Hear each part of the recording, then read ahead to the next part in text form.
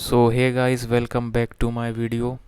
मैं रोज़ mutual fund related video बनाता रहता हूँ। तो अगर आपको देखना पसंद है तो आप बिल्कुल मेरे चैनल को सब्सक्राइब कर सकते हैं। और ये देख सकते हैं आज के रिटर्न्स। 487 रुपये वन डे रिटर्न है।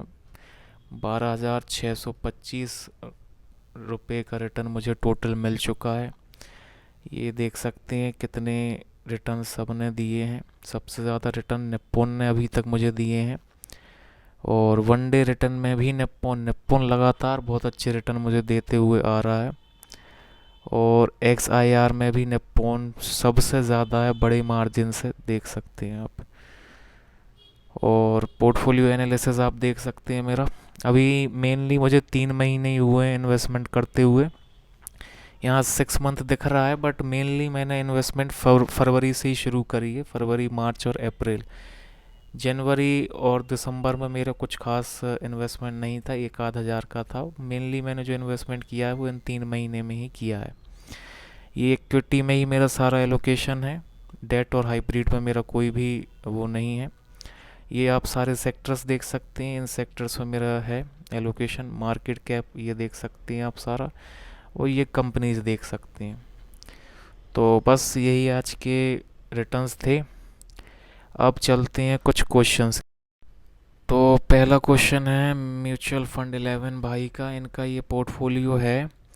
ये सजेशन मांग रहे हैं, 2 महीने से ये इन्वेस्ट कर रहे हैं 1,000 रुपये सभी फंडों में।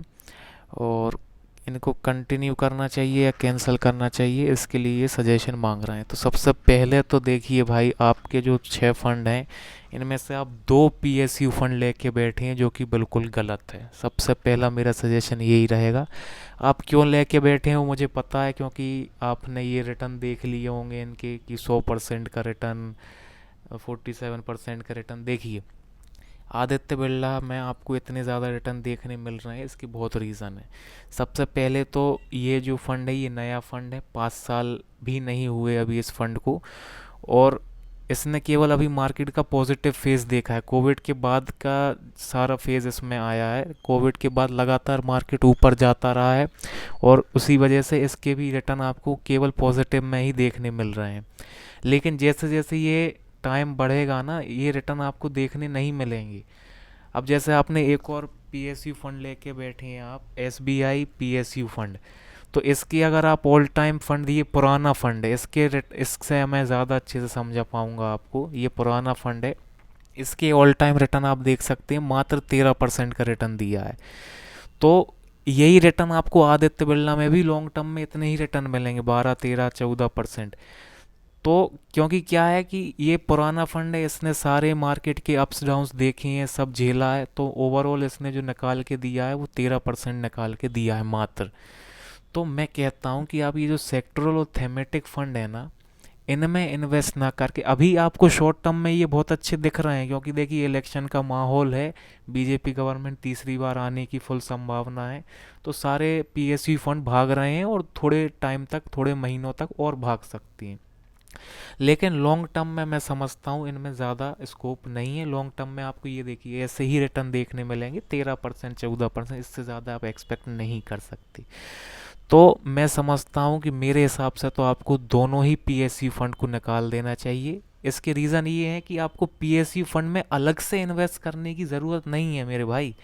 आपके जो बाकी फंड है ना, H D F C mid cap बढ़िया फंड है, क्वांट स्मॉल कैप बेहतरीन फंड है, क्वांट मिड कैप बहुत बढ़िया, और निप्पॉन इंडिया मल्टी कैप, ये जितने भी फंड है ना, इन सारे फंड के अंदर आपके जो बेस्ट क्वालिटी जो पीएसयू फंड्स हैं, जिनमें फ्यूचर में ग्रोथ है, पोटेंशियल है, वो सभी म्यूचुअल फंड इन चार वो सभी स्टॉक्स जो हैं पीएसयू स्टॉक्स, वो इन 4 म्यूचुअल फंड के अंदर ऑलरेडी आ चुके हैं।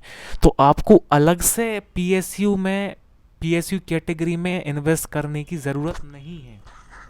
अलग से इन्वेस्ट करने का कोई सेंस नहीं है, क्योंकि सारे जो क्वालिटी के स्टॉक्स हैं पीएसयू के, वो इन बाकी के म्यूचुअल फंड में ऑलरेडी कवर हो चुके हैं। तो अलग से आप इन्वेस्ट मत करिए। इससे आप अपना बस ओवरलैपिंग बढ़ा रहे हैं, आप अपने एक्सपेंस रेशियो, एग्जिट लोड बढ़ा रहे हैं, और कुछ नहीं है।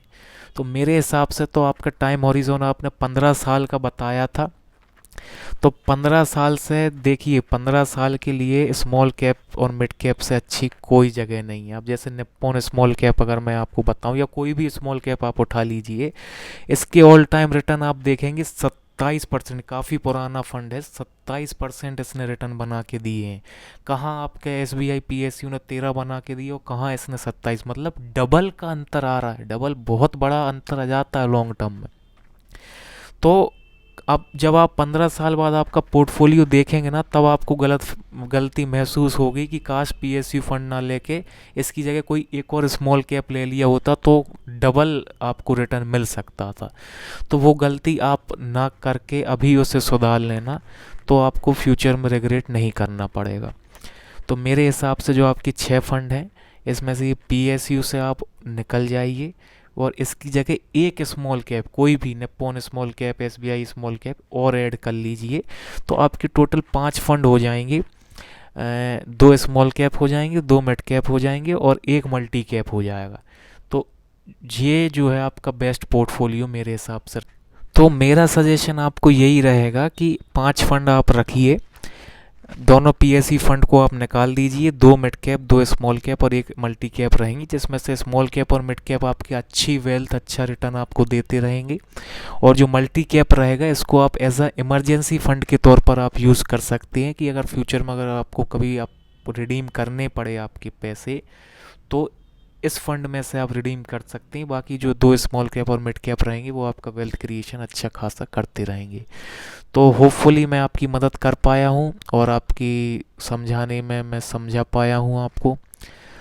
तो बस आज की वीडियो में इतना ही। आपके और कोई दूसरे कुछ सवाल हैं तो आप बिल्कुल कमेंट में पूछ सकते हैं, मैं आपके जवाब ज़रूर दूंगा। Thank you for watching.